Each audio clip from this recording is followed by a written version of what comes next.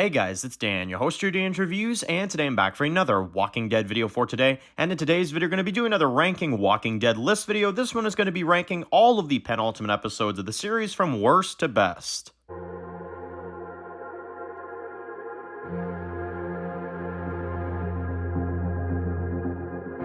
Alright guys, this one's going to be doing another video today. This one's going to be doing another video for The Walking Dead. And in today's video, we're going to be doing another video discussion topic. This one is ranking all of the Walking Dead penultimate episodes from worst to best. So, this is the end of our little mini-series we've been doing over the past couple weeks where we rank all of the Walking Dead finales, premieres, mid-season finales, mid-season premieres, and now penultimate episodes from worst to best. I am going to go ahead and do more ranking videos. This isn't the end of it. This is just the end of this little mini 5-episode series of, worst to best videos. And, well, I've never seen anybody on YouTube rank all of the penultimate episodes of Walking Dead. I think this may be a first, and I've never seen anybody do it. So I was like, you know what? Let's take a crack at it. Let's rank all of the penultimate episodes of The Walking Dead show, all 11 episodes, and go through it. So, without further ado, let's get right into the list. Coming in at number 11, the weakest penultimate episode of The Walking Dead is definitely going to go to The Walking Dead Season 10, Episode 21,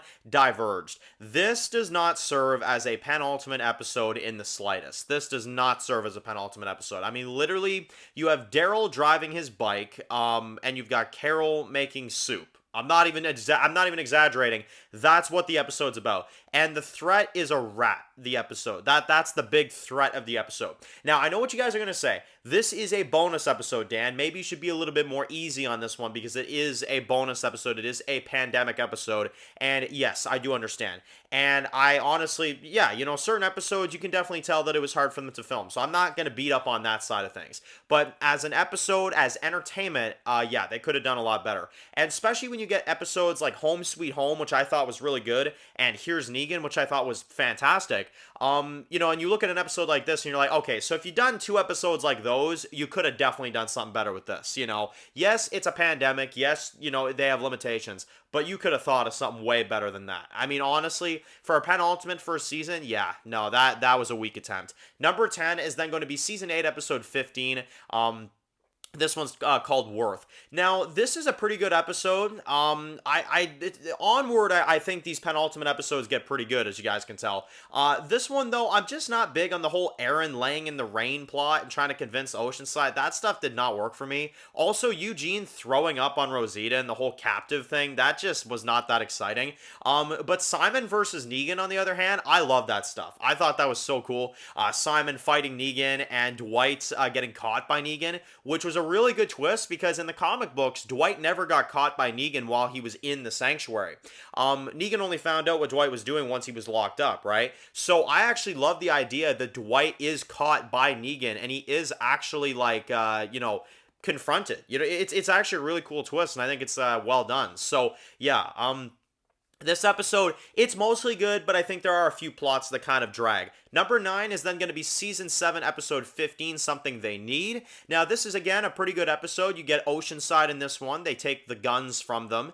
And you also have Rapey Davey, of course, which that was a crazy scene when Negan, kills him with the knife and stuff. I'm not that big on the Sasha Pill arc. That's my only real gripe with the episode. But aside from that, I thought it was really, really good. And it was well handled, for sure. It was definitely a really good episode. Coming to number 8 is then going to be Season 4, Episode 15, Us. Now, this is another, good episode. We get to see Glenn have the reunion with Maggie in this one, which I thought was really well handled. I also get the first appearance of Terminus in the series, which I thought was really cool.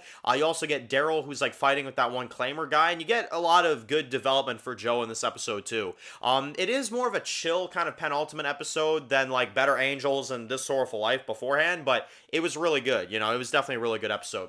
Number 7 is then going to be Season 1, Episode 5, Wildfire. This is a good episode. Actually pretty underrated. It would go right in the middle of the list for me because here's the thing about it. It's really good. It's a solid Aftermath episode, and you also set up Jenner and the CDC in this one, which I thought was really cool. In addition, you also see somebody die from a zombie bite and the slow kind of, death of what that's like with Jim, right? So I thought that was really cool. And, one of the things about Season 1 of The Walking Dead that I just love so freaking much, and I honestly miss that they do this in the show, because later on they don't do this, which is when you have dialogue scenes, when you have scenes with the characters in season 1, a lot of times you don't have music over it to make it feel like all cinematic. They ground you in reality. Like this episode, for example, season 1, episode 5, a lot of this episode does not have a soundtrack until like the last, like, little part of it. But all the stuff at the camp, it's like they ground you in reality. Nothing, no music, no nothing, just the actors selling their scenes. And I think that's what makes this so cool, because if it wasn't for that, okay, maybe I'd put it lower on the list, but it's so organic and the actors just had such a charm to them back here that I have to at least, it's not powerful enough to make it into a top 5, but it's definitely at least like a top 7, which in this case, that's what it is, number 7. Number 6 is then going to be season 5, episode 15, Try. Holy crap. Okay, now we start getting into the insane stuff. Rick versus Pete, that was easily the best thing. But in addition, you also had Aaron and Daryl running into the destruction of the wolves, which was really creepy with that one girl tied to the tree. You had Carl and Enid as well, too. You had a few other minor plots throughout this one. But Rick in this episode just absolutely stole the show. He was incredible throughout the whole thing. I just love how he handles Pete. I love how he handles the entire Jesse scenario, and it was really, really good for sure. It was one of those moments where you're like, okay, Rick's losing it, but honestly, it makes a lot of sense for sure. Coming into number 5, now we're in the top 5. Number 5 is going to be season 6, episode 15, East. So criminally underrated episode. Holy frick! I don't hear anybody talk about this episode. You get Daryl, of course, who's on a warpath. He goes out there to try to kill Dwight, obviously. Gets shot, which was an insane cliffhanger. That was a really crazy one right there, as Dwight and the Saviors are just capturing like everybody throughout the episode. You also have Morgan and Rick, who run into the first ever bit of the Kingdom, which was really cool. And you get a lot of amazing dialogue between Rick and Morgan. I don't know what it is about Rick and Morgan, but their episodes are just so good. I don't know what it is, but them two, they're a powerhouse. I love them both as actors and the characters. In addition, you also have Carol, who, of course, guns down those guys on the road. And yeah, it was a really exciting Penultimate episode for the season. Number 4 is then going to be season 11, episode 23, Family. Now, this is a really good one, too. You get the battle with the Commonwealth and Pamela and our group. You also got the variants here that are attacking the Commonwealth as we kind of build up this whole variance idea. And you get Judith, who's shot. You get the emotion behind that. This one...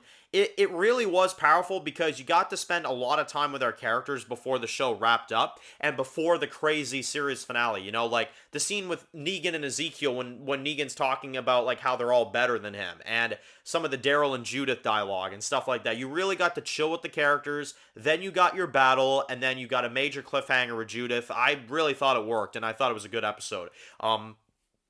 And it was a really cool way to set up for the end of the show. Number 3 is then going to be season 9, episode 15, The Calm Before. Now, I know what you guys are going to say. Dan, this is probably the best one. This is the Pike episode. This is the Whispers attack episode. Like, why wouldn't this be the best?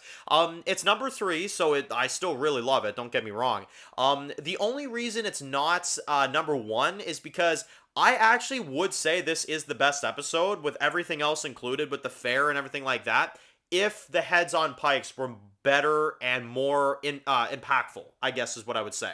The heads on Pikes, I love how they're presented. I love the way it's done. The music, the scenes of the characters wondering where each other are and stuff like that. It's really well done, but I don't feel like the choices were as impactful as the comic books. And I'm not going to get into comic book spoilers, even though you probably should read the comic books at this point. If you're a Walking Dead fan by this point, you should have read the comics if you care, but I'm still not going to spoil it for people that may want to read the comics at some point. But anyway, point being, the comics did it a lot better. The comics had a lot of better choices and a lot more impactful deaths than the ones that were chosen in this episode, because I was never that big on Enid. I was just never a big Enid fan. I know I'm probably going to offend a lot of people when I say that. I just was not a big Enid fan.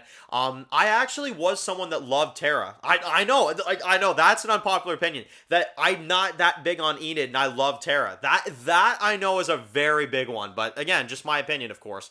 I love Tara, and I was actually so pissed off that they killed her, because I agree, she was starting to kind of lose her mojo in season 8, And I really started to like Tara in season 9.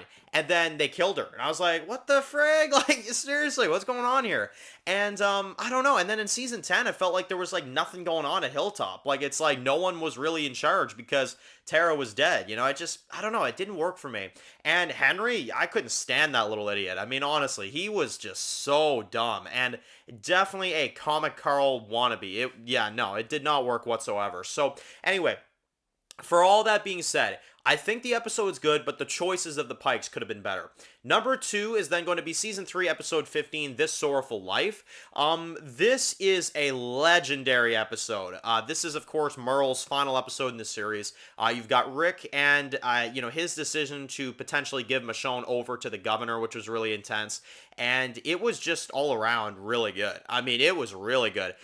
I feel like this episode, the reason why it works so well is because of the charm of Michael Rooker. You know, Michael Rooker was so amazing as Merle. His sacrifice was incredible.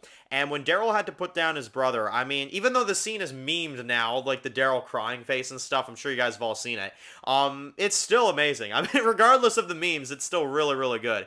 And, of course, my favorite penultimate episode of The Walking Dead, I don't think they ever top this one when it comes to a penultimate. That is going to be Better Angels. Holy crap. I mean, Shane's death and the way they handled it was so good. The entire, trick with Randall and pretending that Randall got the jump on Shane and, of course, finding out that Randall's a walker. Also finding out that he didn't get bit, that a human could kill him and he could still turn. That revelation was really big. And Rick having to kill his best friend in the way he did and just that whole standoff. I mean, it was so good. And you, in addition, set up the season finale with having the zombie horde coming towards the farm. So there was a lot here. There was a lot of great stuff. Dale's funeral at the beginning, which was amazingly done as well. Everything worked in this episode. Everything worked. All the dialogue scenes, all of the Shane versus Rick stuff. It just was the best, in my opinion. So that is the worst to best penultimate episodes of the entire Walking Dead show. Now it's your turn. Let me know in the comment section below, what are your favorite penultimate episodes of the Walking Dead show? From all the way from season 1 to season 11, which ones in your opinion was the best? Definitely write that down in the comment section below. So anyway, if you're new to the channel and you enjoyed this video, make sure to click the subscribe button to not miss any other videos of The Walking Dead. Be sure to follow me on Dan's The Walking Dead reviews on Instagram, guys. And of course, I'll see you guys really soon for more videos of The Walking Dead. Enjoy the rest of your day, guys, and peace out.